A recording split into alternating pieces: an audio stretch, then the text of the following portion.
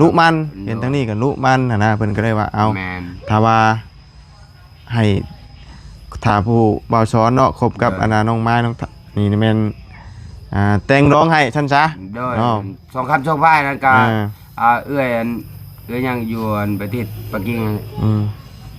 ซื้อให้รถอันนั้นแหละก็นั่นแหละแต่ว่าได้ยินเบาเสียว่าพี่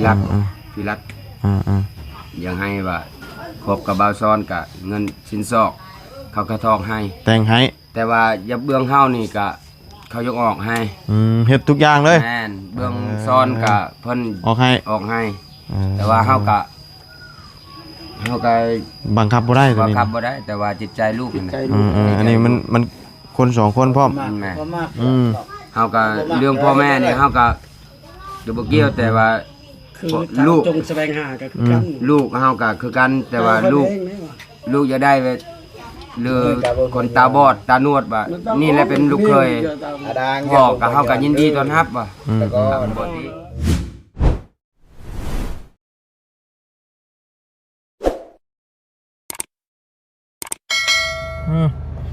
กินนี่คือฝนสิตกพี่น้องเอ้ยเอามาวันนี้รถแดดจ้าอะไรพี่น้องฮ้อนนี่ดิเนาะบาดเพิ่นแดดมานี่ก็ได้แล้วแต่อารมณ์เพิ่นเนาะบาดฮ้อนก็ฮ้อนบาดแดดก็แดดพี่น้องเอ้ยเอาเนาะเข้ามาหาทั้งน้องไม้เฮาก่อนพี่น้องเอ้ยเนาะเป็นจังไดคือว่าเห็นทางบ่เสียงมันเข้ามาหาพี่น้องเนาะเห็นอยู่พี่น้องไอเห็นว่าทั้งกระบอกซ้อนพี่น้องเนาะดูมีทั้งผู้ใหญ่ใจดีเพิ่นว่าอยากให้เป็นคู่ครองกันแล้วสิแต่งงานให้เลยว่าเนาะเป็นจังได๋เด้เนาะเพิ่นเป็นจังได๋กันต่อพี่น้องเนาะมาเพิ่นก็เห็นก็ได้เข้ามาถามข่าวก่อนพี่น้องเนาะเอาสบายดีเด้อพี่น้องเนาะสบายดีและสวัสดีพ่อแม่พี่น้องกันเบิดสุขุสุคนพี่น้องเนาะพอๆกันมื้อนี้การบรรยากาศแดดเนี่ยจักหน่อยพี่น้องเนาะเดี๋ยวก็ครึ้มเดี๋ยวก็คืออันนี้พี่น้องเนาะมันเฮ็ดปวกออกพี่น้องเอ้ยเห็นมีตู้เราหาไปขายกันแต่ว่ามันบานมันเน่าเลยถ้าว่านั่นก็สิซื้อไปแกงกินอยู่พี่น้องเนาะคิดอยากอยู่แต่มันบานนะมันมุนหมดเลยล่างออกมาก็มาเป็นแกงเนาะไปซะพี่น้องยังไงก็มื้อนี้วันอาทิตย์เนาะวันอาทิตย์มื้อนี้เป็นวันหยุดพักผ่อนเนาะเป็นวันพระเจ้าพี่น้องเอ้ยคือจะอยู่เรือนอยู่ชั้นอยู่น้องเพิ่นก็ได้ไปซะคำมาเพิ่นไปเล่นเนาะไปถามข่าวนํกันเนาะไปเนาะเป็นแท้นี่มามื้อนี้โอ้โอ้มันแดดโดดนั่นจนตายเนาะเครืออันนั้นจนเหี่ยวเป็นคักกะดีพี่น้องเอ้ยเนาะมะเขือเราก็เริ่มเหี่ยวเลยได้นี่หัวจิงเกาะหัวจิงไข่ออกเลยลายยี่บ่มะเขือเราเนาะโอ้เป็นจังไดทั้งนี้สบายดีเลยสบายดีโอ้บุยูบ่บุยูครับเห็นงานยังน่ะเข้างานอยู่บ้านฮูลัวเด็กครับจางเอาคือวันอาทิตย์ขึ้นไปมื้อนี้ก็บ่ได้พักแล้วเขาไปงานจีนนั่นเด้เขางานจีนเด้เขางานจีนเขาไว้ให้พักบ่อนนี้น่ะอยู่บ้านฮูลัวพุ่นอยู่อันห้องพักเวียงคำนั่นเด้คือว่าไปไทยบ้านกะหารวันนั้นแม่ไม้5คนลูกเราเลี้ยงแม่ไม้5คนลูกผู้เดียวลูก5ผู้เดียวและลูก5บ้านกะหารเราบ่มีผัวบ่มีผัวแม่ไม้ลูกสาวเลย4นั่นแหละเนี่ยลูกสาว4คนผู้ชายบ่นึงอยู่บ้านกะหารส้มอย่างอื่นมะม่วงบ่กินเนาะอันนี้น้ำหวานโอ้ยเอาน้ำหวานนะเปรี้ยวนั่นกินนมกันโดยกินเนาะไปบัดทั้งเอื้อนทั้งน้องมันอยู่แต่มันไปเล่นนั่นเขามันนี่ว่าเสียชีวิตอันนับตานาลูกอันเดียวไปตายลูกเขาอันเบื้องนานนั่นอ๋ออันเต้นอันกลางนี่บ่โดยอยู่ผู้เฒ่าบ่เด็กน้อยมาเกิดเป็ด7-8 เดือนนั่นมาแต่เวียดปีแล้วปีนึงเกือบปีนั่นแหละป่วยจิซีอุจจาได้เลยไปเฮ็ดเวียกน่ะหยุดบ่ได้ หยุดบ่ได้ ไปจักมื้อเด้อ 3 มื้อเลย3 มื้อนี่เต็มเข้าแต่มื้อวันที่21อันนี้วันที่24โรงงานดิ โดย เข้างาน เข้างาน อืม ไปตกงานนั่น สิไปเฮ็ดตลอดได้บ่ เป็น ตลอดนั่นแหละ เป็นบุคคลคือกันแบบว่ากูอยากพักกับ แบบคือบ้านเฮาก็คือกันเพราะว่าวัน เพ อาทิต ราะ ย์ก็ เข้าใหม่นี่ยันเข้า ยันเก่าอะไรนี้นะ อันนี้ บ่ได้เฮิงในช่อง3อาทิตย์ก็ เที่ยวไปกลับบ่ เขา ไปกับไผแน่น่ะ ไปผู้เดียว ขี่รถจักรมานะ โดย เที่ยวไปเที่ยวมา โดย อืม เที่ยวแหละ 5โมงน่ะแม่นมา โดย5 โมงนั่นแหละเข้ามา เขาให้เป็นเดือนบ่หรือว่าเป็น เดื วั อน เดือนละเท่าไหร่ กันเฮาบ่ได้พักเฮาบ่ได้พักอันได้ยินเขาว่า6 ล้าน เดือน6 ล้าน โดย คันบ่พักเลย คำบ่พักเลย บ่ นะ พักวันอาทิตย์คันเฮาพักก็แต่ว่าเงินเดือนเฮาลงลด เขาเฮ็ดอย่างนี้น่ะคือสิ จักแล้วเฮาก็เห็นลูกมาก็ดำอุ้มมืดอยู่ ฮะ ใช่ ดำแบบมืด โดย เฮ็ดหยังคือดำแพงแท้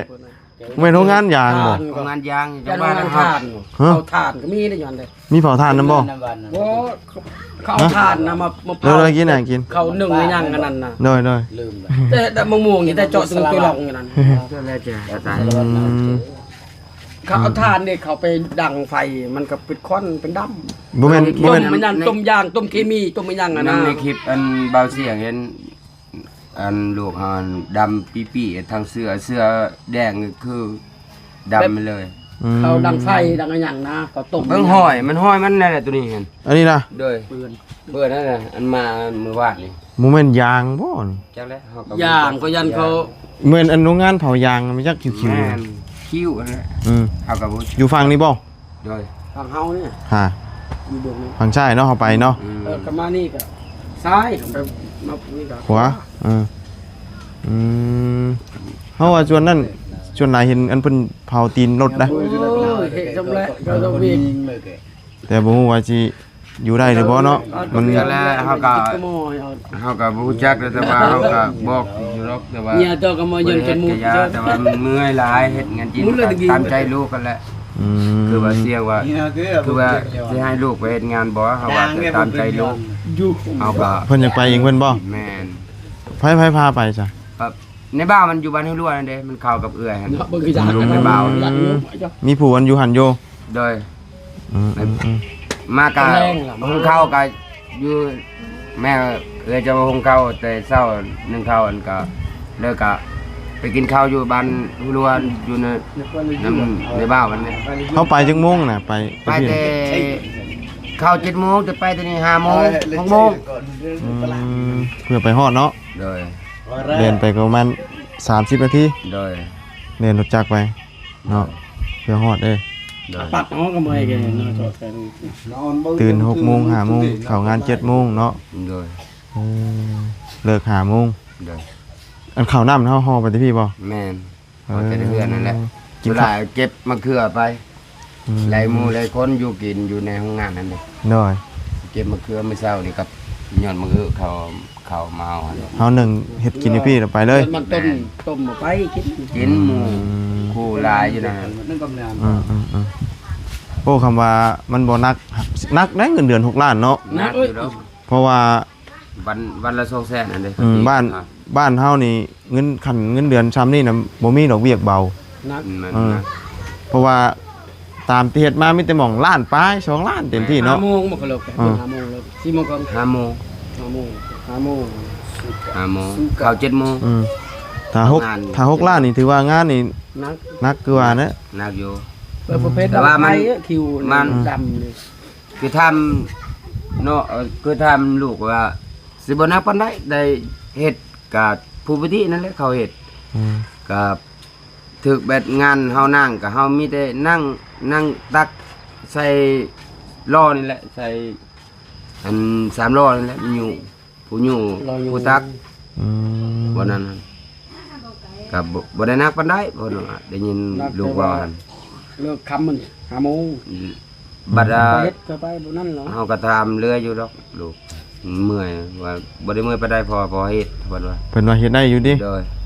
เฮาก็ว่าจนเมื่อยก็เฮาก็บ่จักตามใจลูกนั่นแหละ เฮ็ดบ่ได้เฮ็ดบ่ได้ก็ออกเนาะ ออกแล้ว บ่ได้หวังคับว่าให้ลูกไปเนาะ แม่น อืม สิบังคับเฮาก็ทุกข์อยู่แล้วแต่ว่า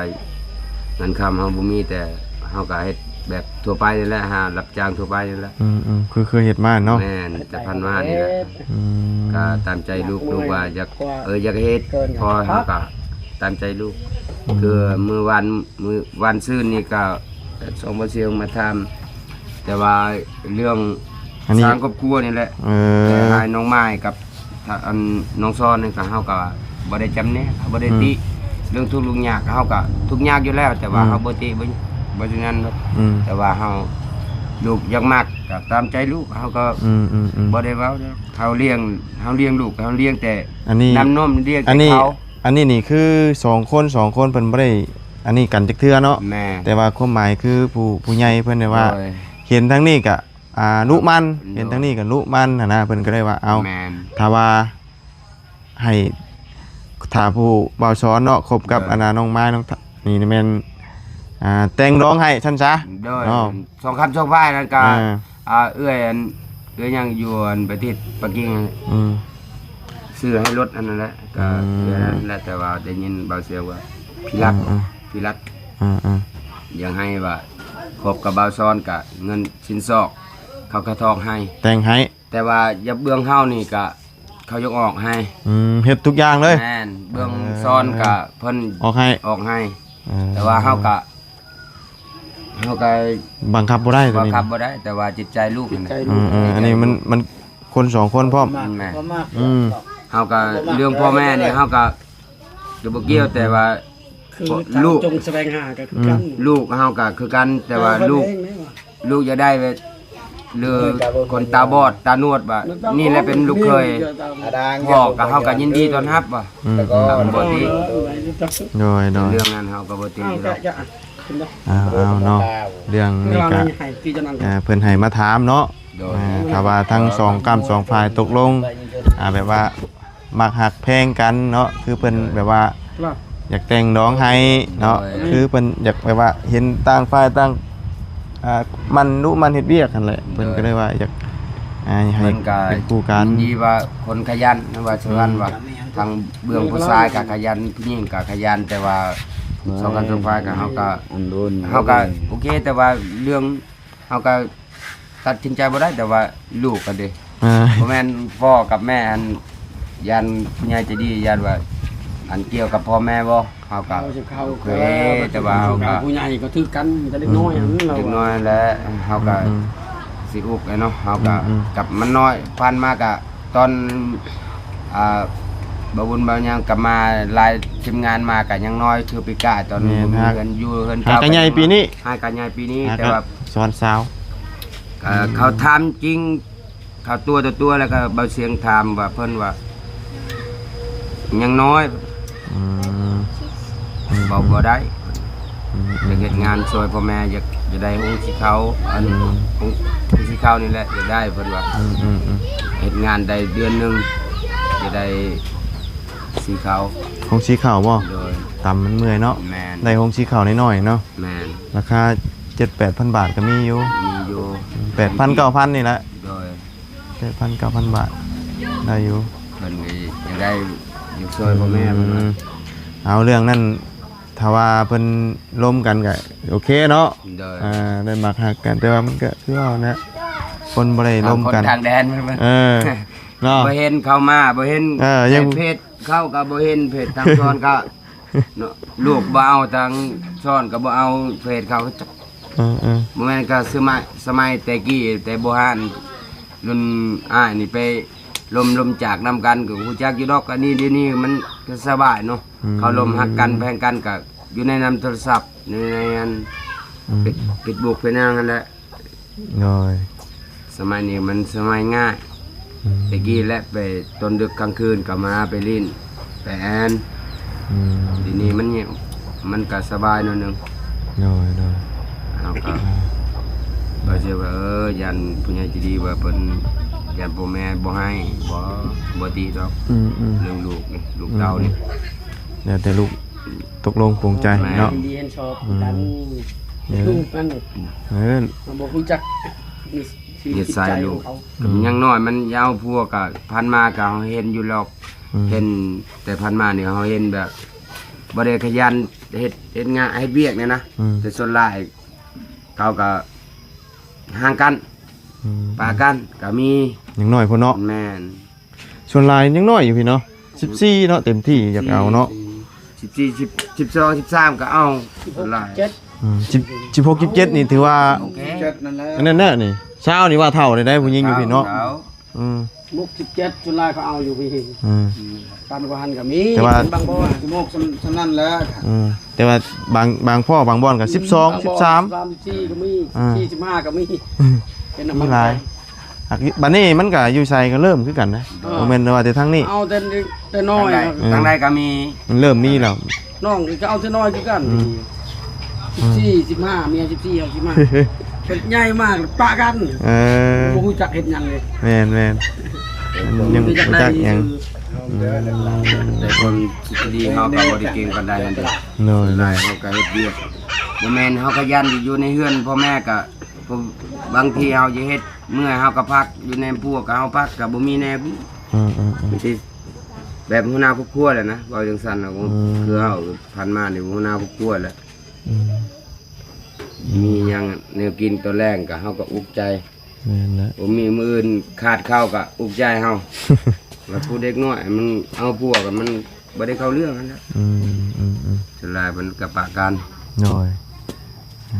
เอาก็โอเคอยู่แล้วซ่อนกับคนขยันกับคนบ่ได้กินเหล้าเมาสุรา แม่นก็บ่ได้เล่นเนาะพวก แม่เดี๋ยวเฮาก็ มีงานมีการก็กินอยู่ อยู่แต่ว่าเพิ่นบ่ได้แบบคือเด็กน้อยซุมื้อนี้เฮา แต่ว่าคือเล่นพวก จาก หมักอัน นั่นน่ะเด้ แดงๆน้อยๆนั้นบ่ได้เล่น แม่ ตาม แต่ว่าเพิ่นนี่ขยันอยู่แต่อยู่ผู้เดียวก็ปกติว่าก็เฮ็ดสวนมันสวนกล้วย แม่น เขาก็รู้จักอยู่แต่ว่าอยากได้อยู่ลูกเคยแบบนั้น แต่ว่าลูกนั่นแหละบ่ มันตัวนี้มัน แม่ บ่ได้ตัวนี้เนาะบังคับบ่ได้เลยบ่บังคับจิตใจคนได้ บ่บังคับก็ลูกบ่พังเฮาแต่ว่ามันของบ่ดีอันลูกอ้าวก็ตามใจเฮาก็บ่ได้ติชมแนมลูกแบบเกินไปเฮ็ดงานนี่แหละอยากเฮ็ดก็เอาปล่อยเฮ็ดอยากเฮ็ดงานเอาไปเอาก็บ่ได้บังคับให้ลูกไปเฮ็ดงานนะ น้อย ก็บ่ได้เฮ็ดบ่มีข้าวกินให้ลูกแต่ซุมื้อจะเฮาเลี้ยงแต่น้อยบ่ได้ลูกบ่ได้เฮ็ดงานหยังแต่ว่าเฮาก็เลี้ยงซำนี้แหละกุมก็ซำนี้นั่นแหละ เยอะเนาะเอาเนาะเป็นหยังเนาะมีแต่ว่าตอนแรงเพิ่นเลิกงานมาเนาะ เลย อันนี้ห้อยตีนวะนี่ เลย เป็นยางเนาะห้อยตีนจนว่าติดอันนี้อย่างนี้แม่นเด้เนาะดำๆนี่ แม่ดำๆนี่ไปยันเผาถ่านเผาหยัง บ่ทานบ่ดำปานนี้ยาง ย่างบนเขาต้มนะต้มย่างต้ม ยาง เชือกที่มีหยัง ยาง เป็นยาง ยางตีนรถ มันเป็น ถ้าว่าโรงงานเท่านั้นเนาะเห็นคนกลุ่มคิว ไทยแล้วมาดั้งแหละมาบ่ชุบเขา คิวกลุ่มแล้วแถวนั้นน่ะ กลางคืนจะแล่นเบิ่งแถวนั้นคิวเอาเว้นบ่ปานใดเขาบ่ดังปานนั้น แม่นคิวแฮง 7 โมง 8 โมง น้ำหวาน น้ำหวานนี่ก็ทิ้ง กะทิง ฮะ สเปอร์ฮอต มา สปอนเซอร์บ่ สเปอร์ฮอต ฮะของเวียดบ่ สเปอร์ฮอตของไทยกับผลิตอยู่บนลาบ้าวนี่แหละ บ่แม่นบ่ไทย เวียดนามนี่ เนาะบ่แม่นนะไทย ลาว อยู่ระบาวนี่ครับผลิต ลาบ้าว โอ้มาสองตัวพุเนาะโอ้ เนี่ยดื่มเนี่ยมัน มันเป็น แห้งคือมาเนี่ย มันเป็นได้นี่นะ หวานอยู่ มันหวานบ่ คือ แถวนี้กินอันนี้แหละ กระทิงแดง แดงมันแพง 15,000 อันนี้ปองไทยนี่ 10,000 30,000 เออ แต่พอกินอยู่ หน่อย บ่ได้กิน แต่ลองเบิ่ง อือ กินให้กินซิมเบิ่ง กินแล้วเจ้าได้กิน บ่ได้กินกันได้ครบเลยกินเลย กิน พากินน่ะ กิน กินลองเบิ่ง เฮากินกาแฟเด้ออย่ามั ซื้อน ไทยแต่มันออกอยู่เวียด เนาะหนังสือไทยแต่ออกอยู่เวียดเนาะ เวียดโรงงานอยู่นี่ลาบ้าวนี่ เหมือนกัน ผลิตนำกันบ่อ๋อแบบไทยมีหุ้นส่วน ไทยเวียด อืม ไทยอยู่เวียดนี่ก็บ่ อืม ก็บ่ฮู้คือกันแต่ว่า โยเนาะ ผลิตมันแนวฮู้ มันมีไทยกับเวียดนำเนาะตามจริงมันต้องมีแต่เวียดเนาะ หนังสือเนาะ ไทยซื่อนี่หนังสือเวียดชื่อไทยปนกันเลย ซุปเปอร์ฮอตดิ เวียดนามก็คือกัน เออ สเปอร์ฮอตสเปอร์ฮอต เวียดไทยนี่ คือดิ เอามื้อนี้วันหยุดเนาะ โดย พักผ่อนมื้อนี้ พักผ่อนมื้อวันอาทิตย์ วันอาทิตย์เด้พี่น้องเอ้ย มาสักการให้พระเจ้า อืม ตัวนี้ก็วันหยุดแน่แต่มีคนเสียชีวิตแน่ อืม อำลาพระจากโลกนี้ โดยถ้าปกติแล้วอันวันอาทิตย์นี่หยุดบ่อันไปเฮ็ดเวียกนี่ บ่ละ บ่หยุดเลย บ่หยุดเลยเพิ่น อืม มีแต่เข้าแบบทางทีมงานอยู่ไม่หาก็มีแต่หาแต่ค่ำแต่ค่ำๆนั่นแหละช่วงโมง5โมงนั่นแหละ 4 โมง 5 โมงเนาะ แม่นคือว่าเสียงมาถ่ายทำ หาโมงปลายนะมาฮอดเนาะ โดย เพราะว่าหาโมงเลิกเนาะ โดย5โมงครึ่งก็ฮอดพี่ อืม มองนั่นแหละ โดยตื่นเช้ามาก็นึ่งข้าวเฮ็ดอยู่เฮ็ดกินไปกินพุ่น โดย อืมต้องห่อข้าวไปเนาะ ข้าวก็กินอยู่ ตื่นแต่เช้ามาก็ต้องนึ่งข้าวแต่เช้าเนาะ เป็นนั่นแหละเฮ็ดงาน โดย ใครแน่บ้านเรามีงานหลายบ่งานเฮ็ด อืม ผู้ดุผู้มั่นก็ได้ ได้อยู่ ตะ เนาะ กี้บ่มีงานผู้มีงาน อืม หาจะไปเสียหญ้าแล้ว เออ แต่งานหมู่ทางไง โดย ก็ดีใครแน่เมื่อยเฮาก็พัก แม่นเนาะเฮ้ยลายบ่ม่วงน่ะยังลายบ่ น้องช่วยอ่ะ น้ำมันแหละ มากินสมดิ น้องน้ำ เบิ่นโดน ยังบ่พวกนี่ น้องอ่ะ บางทิพย์มันน่ะบางทิพย์มีบ่มีบ่ น้องไอ้เจ้านั่นน่ะไอ้เด็กเก่านี่นะจ๊ะ จะกิน อันนี้จ้าเก่า บางทิพย์มันบ่ มันมีแต่สุกเลยตัวนี้ มีแต่สุกติ อันนี้บ่จ้า ดิบบ่มี ง่ายๆนั่นบ่ มาต่ำนะ เบิ่นมะม่วงช่วยอ่ะ จะเบิ่นตัวของเจ้าม ะม่วงเขา ของน้องน้ำมันแหละมันของตัวนี้ครับ โดยยาละเป็นยังเนาะ เอาก็บ่ ขึ้น มี ขึ้นอยากกินสมใช่เนาะแต่ว่าอันนี้ยังอยู่นี่เนาะ ยังอยู่ โอ้ อันนี้กินก็เอาให้เลย โอ้มันสูง แต่มะม่วงก็ซอง ม่วงกระชอโอ้มันสิเบิดแล้วโอ้บ่ได้ไปหาเห็ดปวกบ่ บ่สบายดี เห็ดปวกออกเลยฮะเห็ดปวกออกไงล่ะ แม่บ่มีแต่ว่า หนูมีบ่บ่าวเห็นอยู่กี่นี่แต่ว่ามันเฒ่าเลยว่าสิซื้อไปเกงมันเฒ่าแล้วมันเปื่อยไปเลย โอ้ยำมีแต่เขาขายแถวทาง มันเปื่อยแล้ว ต้อง30 ถุง20,000แต่ว่ามันเปื่อยไปเลย อยู่บ้านเขามีแต่บ้านเฮาบ่มี โอ้ช่วงนั้นมันออกอันบางกี่นี่นะป้อ คื ตัวน นี้แต่เดือน แพงอยู่ดีเนาะหลายพร้อมทั้งบ้านนะ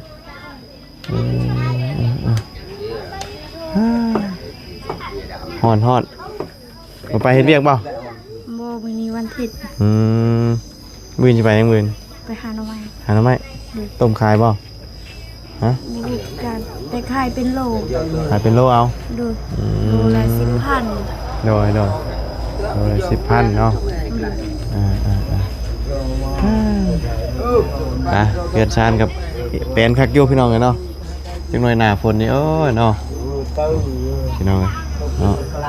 หรือว่าเกี่ยงก้อยเบิดว่ามะเขือนะยังบ่ ก็ได้สิก็เอา ยังบ่มีน้องกินกับละเนาะมีผักอีตูป่ะผักอีตูมีป่ะ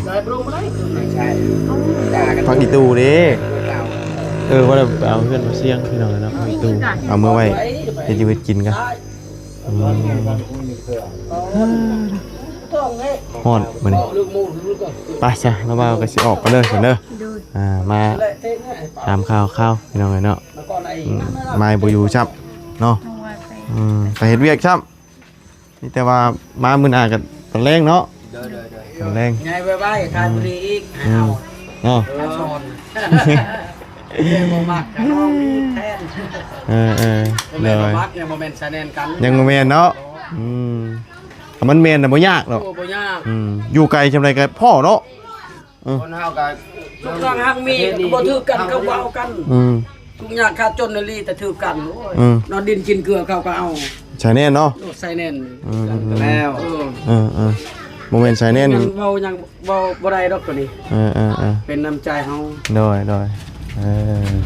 อันนี้คือเพิ่นสมมุติซื่อ สมุดชื่อ สมมุติว่า แต่ส ต่าง มมุติแต่ว่ามันก็ดีอยู่แล้วผู้ใหญ่จะดีมันก็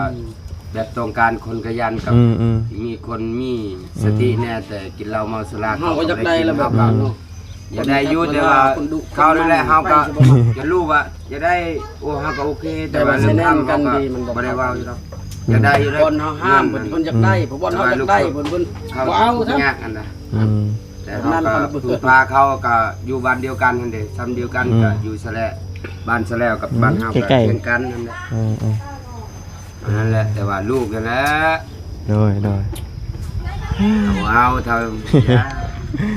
ป้าเช้าออกก่อนเด้อฉันเด้อเดี๋ยวพ่อใหม่เนาะสบายดีเนาะเดี๋ยวจังได๋ลืมไปไทยเฮือนแม่ป้าเด้อบ้านกลาง บ้านกาหาร บ้านกะหารชื่อแม่ป้า แม่ป้า แม่กะไม้ แม่ก็มาลูกสาวในเติบโตบ่ ห้าลูกสาวเป็นชาวบ่ล่ะ เป็นสาวบ่เลย อ้าว ประมาณจักปี ลูกสาวผู้เอื้อยประมาณ16 17 15 16 17ผู้น้องกันชี้ มา ชาวได้เบิ่งบ่ได้คลิปในเบาใจหั่นเด้ อืม เห็นบ่แม่ป้าจะมาเพื่อนบ้านกลาง ตะกี้หั่น แม่ป้า เบาใจมาเข้ามา ตามชื่อน้องก็ได้น้องจะพาไปครับน้อง เดิ ชื่อน มา ว่า เฮิมนู้นมาเลยวัน อื นี้ ม เดี๋ยว เห็นแล้วยังติดตามเนาะ ได้หึงแล้วบ่ เรื่องเลยเบาใจมาถ่ายท บ่มีผัวเลี้ยงเดียวนะลูก5คนแบบแม่มา เบา ลูกแล้วลูกสาวมั้ย ไทยหมดทัดเกี้ยหำแล้วยิงแล้วมมาเลยตะบนกินมันกินตายเลย ปลา นะ ปลาหมอลาเอิ้นปลาหมอลาหมอห้าหมอพาหมอหน้า5ผู้หญิง6ตัวจิจันดา กับไปด่างเดิม เตือนลูกเต้าเราบ่ได้ไปเฮ็ดเวียกคิบ่ อยู่เรือนที่วันอาทิตย์มื้อนี้หากันแล้วราชการมื้ออยู่เรือน ำแล้วหมอกับป้าที่ไหนมานำก็ป้าก็แอนไปป้า เงินเสียว ทางงาน คน เด้อ กะหาน คนบ้านทหารมาเรียนเรือนหมู่พี่น้อง โดย น้องอยู่บ้านทหาร เอาเข้ามานั้นพุ่นได้น้องสิไปทำไปเบิ่งเนาะ จ้า โดยไปออกก่อนเด้อ เด้อ เดี๋ยวมาใหม่ เอาส่งดีไอ้เด้อ โดย เอาส่งให้กินข้าวกินน้ำ โดยโอ้ผงม่วงใหญ่หนึงฟูดูเดี๋ยวเขาขึ้นเอาเองก็ได้ต้นใหญ่เนาะหมากใหญ่ครับผงม่วงใหญ่ป่ะโอ้กินสมจักบาทนี่นะเนาะเป็นยังดอกไปม่วงกระชอนี่กินบักหวดป่ะกินบักหวดป่ะเมนป่ะโอ้หมากองุ่นปลาได้นี่นะเนาะ กินฮะมักว่ามักว่าเนาะเอาพี่น้องเลยจังไรกะเดี๋ยวมาหาทั้งน้องไม้พี่น้องเอ้ยมื้อหน้าเนาะเพิ่นไปเฮ็ดเวียกเฮ็ดงานซ้ำไปซะพี่น้องไปเด้อเนาะสบายดีและสวัสดีเพื่อนพี่น้องกันเบิดสุขคนเนาะบ๊ายบาย